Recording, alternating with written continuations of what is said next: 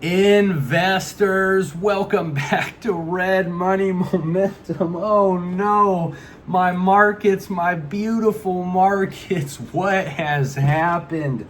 Welcome back to Casual Friday, anything but a casual Friday, however, but welcome back to the channel. Thank you all for being here. As always, we have been covering the markets throughout this entire year of 2025, and I gotta say today, one of the ugliest days, actually the ugliest day we have seen all year. What a bloody market session. We only had 12% in the gaining category today, so almost the entire market losing, as we could see by the heat map on screen. Basically nothing but red, so a lot of massive red candlesticks within the markets. Today was not just flat, but very red and to the downside, and that is because we did have concerns around tariffs as Trump threatened massive increase of tariffs on China. So to start the day, we did have this Truth Social post from the president where he said that some very strange things are happening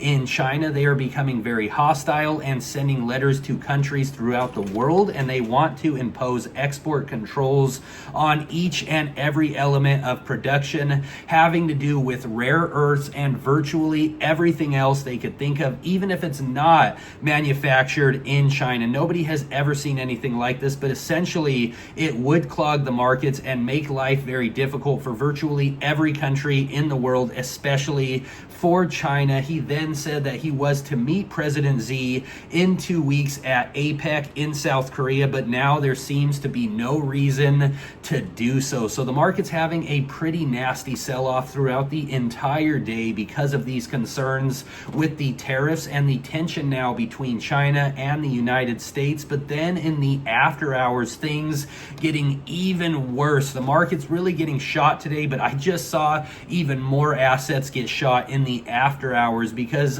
Donald Trump wrote about 30 minutes ago, he came back on the Truth Social and he said that it has been learned that China has taken an extraordinary aggressive position on trade in sending an extremely hostile letter to the world, kind of talking about what he talked in the first Truth Social post, stating that they were going to, effective on November 1st, impose large-scale export controls on virtually every product they make. So then Trump put in retaliation to this, based on that fact that China has taken this unprecedented position and speaking only for the USA and not other nations who were similarly threatened starting November 1st, 2025 or sooner, depending on any further actions or changes taken by China. The USA will impose a tariff of 100% on China over and above any tariff that they are currently paying. Also on November 1st, we will impose export controls on any and all critical software. So right now, investors feeling a lot of fear. We went from being in levels of neutrality on this fear and greed index right at 50 all the way down to fear, and I could see us dropping down to levels of extreme fear pretty soon, possibly. When we do look at the major indexes, a massive sell-off in both of them. I mean, we haven't seen a bloody day like this in both of the major indexes and the entire market since basically Liberation Day, which was also fear around the tariffs. But with this myself, I am not too concerned, and with this plunge, I am going to be looking to take a dip and buy the dip buying opportunity here. Now, the market's pretty bloody today and macros looking a bit negative. I mean, we're having a lot of fear, uncertainty, and doubt in the markets around inflation, around tariffs, and then also around the federal funds rate, as Jerome Powell spoke yesterday, and he didn't really give a clear indication on economic outlook going forward. So these three factors have really been what has controlled the markets all year long. But I will say what I have said all year long, and that is that the tariffs aren't going to be as bad as many investors are expecting. This has been the storyline throughout the entire year. Every time there are tariffs threatened, things end up not being what they seem to be. Trump will say, oh, there's this 100% tariff or something crazy, and then we will see as the weeks go forward, that some type of resolution gets made, and all those fears were for nothing. Some like to call the president Taco because he talks about it and then changes often. That is exactly what I see happening here. Now, I am not saying that resolution is going to happen right away. So there could still be more blood going into next week's session. And a lot of investors, I'm sure, are not going to have a good weekend because not only did the markets get shot today, but let's also remember that October 13th is Columbus Day, so a bank holiday. And with that, we get the nasty combination of a sell-off and then the markets being closed on Monday. But things right now are looking extremely ugly, but historically the markets do continue to always go up. This is a good time to talk about trading goals because with this, now of course I do have long-term positions. I also play medium-term with some options contracts, and then I do short-term with some trading. And with this, my long-term portfolio did lose some equity, but I am a long-term investor on the markets. I see this as a marathon and not a race. And so with the equity dropping, I have a lot of great positions in my portfolio, and this actually excites me because I'm going to be able to add to these positions at a lower spot after there has been some adjustment in these charts, because we have been pretty high on the relative strength index and the MACD on a lot of plays. Also, PTE has been very high for a lot of plays, and so this just gives a little bit of an adjustment for the markets. But overall, I do believe a resolution will come out of this because as investors, as US stock market investors, we better hope that there is a resolution here, because let's just be honest, when we look at countries and trades, China really is in the better leveraged position here, as they have all their products that they export to the United States, and all we really give them is US dollars, which is really paper. So China is really giving us real products and we are just giving them paper. But what makes the United States so dominant is the world reserve currency. Yes, the world could always buck that off, but also the United States holds a lot of abusive power with the military that we have. So I do expect China to recognize that. China recognizes both that the US dollar could become essentially worthless if they stop taking it, but they also know if that were to happen, there would be a lot of fallout from that. So I know that all in a way kind of sounds pessimistic, but it's actually optimistic in saying that I don't think as investors we should really freak out too much about what is happening between China and the US right now, because the stock market is a marathon, not a race. And although gold has been going up and the US dollar has been going down, I do expect there to be a flip very soon. I do expect the US dollar to gain strength sometime coming up. And if it doesn't, well, as investors, and this is the first time I've said this word all year, but we are fucked essentially, right? Because if the US dollar starts losing value at a tremendous rate, well, we could either see a crash in the markets or what is more likely the great melt up where the markets continue to rise, but it is just because the M2 money supply is expanding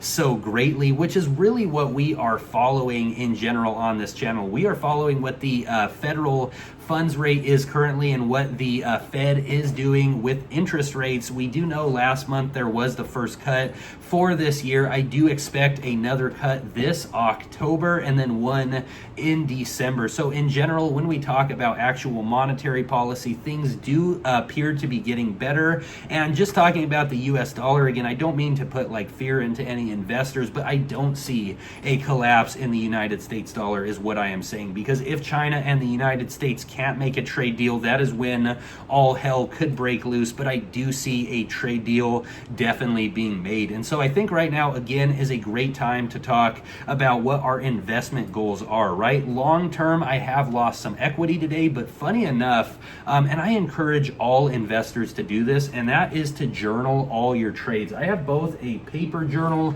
I write down my profit and losses every day. Here's my paper journal. So I write down all my profit profit and losses every day. And then I also write here on screen profit and losses. So this is my options portfolio. This is my day trading and options portfolio, and just overall net and loss that I have here on screen. And even with the bloody day today, I was actually able to squeeze out some profits. So I didn't sell too much, but I did sell a little bit into the red, because if there's one thing that the markets don't like, it is uncertainty. And so if you were feeling a lot of fear, uncertainty, doubt, panic today, if you're unsure about what to do next, this could be the opportunity to better yourself as a trader altogether. Really reassess your goals and know what are you doing for the future? Are you just trading for the short term, trying to make some profits? Are you investing for the long term?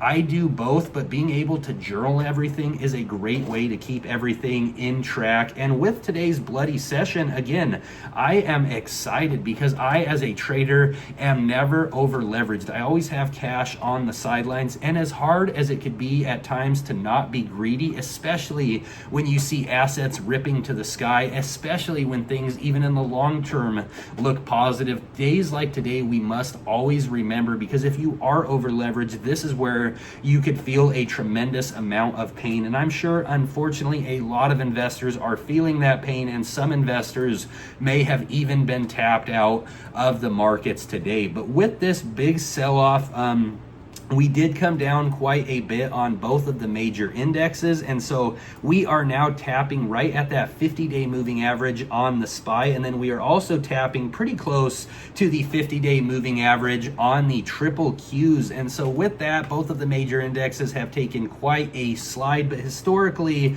investing into the major indexes, as long as you have a long-term position, always pays off. And so, as many of you know, I am a leverage investor. I love leverage. I love options contracts. I love double leverage. I love triple leverage. So if you are feeling fear, uncertainty, and doubt today, if you don't know what you should invest into, possibly look at this play right here. I've recommended it before, and that is TQQQ. This is the triple leveraged NASDAQ, the triple leveraged triple Qs. This play is tremendous, and I show this not to brag, but always just to show to investors what is possible when you do play the markets the right way. And these are shares I hold on TQQQ, and as you could see, I am up 142% on this position, and that is just because over the long term, the major indexes always rise up, and I think right now is a tremendous buying opportunity, because I bought into my TQQ in April at this low, and I even told investors at that time on this channel that there is potential for a 100% return on investment. I do believe there is that chance once again coming up. I don't believe that we are going to go into a full-out correction or bear market from here. I do expect things to get better. Again, I'm not saying it's not going to happen right away. This next week could be bloody, but when we look at the overall bigger picture, tariffs have been a positive. I don't expect China and the US to not make a deal. Every set of tariffs has been resolved. And then when we talk about the federal funds rate, well, we are going into a larger cycle of quantitative easing. So despite today looking bloody, I still believe that the overall sentiment in the market is bullish, and I do believe that we will still see some more green. And anytime you see big red candlesticks like this, there is usually a snap back up, and I do expect a snap back up to continue as soon as this gets resolved or anything else in macros does look positive. So I am putting my money into TQQQ. While markets are uncertain right now, I think this is a great opportunity to pick up more shares on this major index that is triple leveraged. Yes, on the downside, things are at triple the rate down. So the major indexes today, the major Qs lost about 4%. And as you could see, TQQQ went down by 13%. So a bit more blood today, but that is completely all right with me, because again, I never over leverage. So I'm looking at TQQ, and I am also adding to my positions on Robinhood stock. What a nice day we had in Robinhood. We did have a sell-off like the rest of the market, but Robinhood's still right on this upwards bullish trend that we have been seeing. And the reason why I love Robinhood stock, this is so important to talk about today, because the markets getting shot, a lot of risky assets getting shot. I love risk assets, but there is also a place for growth, and Robinhood a perfect growth asset. When I talk about growth, what I mean here is this company has a positive balance sheet. They have a lot of innovation that they are bringing to the markets. They have accelerating revenue, and their price and their actual share price has been accelerating also. So still sitting at $135 despite the big market sell-off today, going down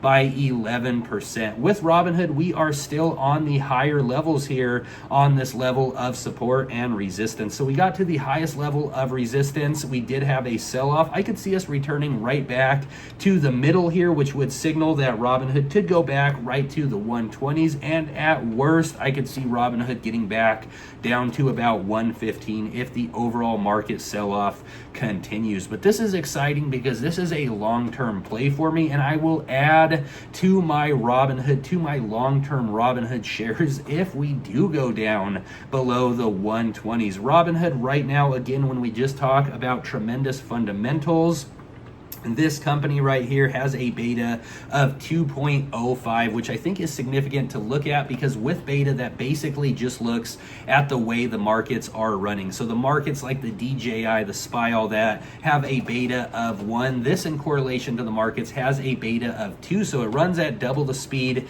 and Robinhood a tremendous growth opportunity. Also, right now, we are about to go into the midst of technology earnings season. That's not going to be next week, but the week after that. So hopefully we do get some positive catalysts next week, and then earnings weeks could spark the markets a bit more bullish.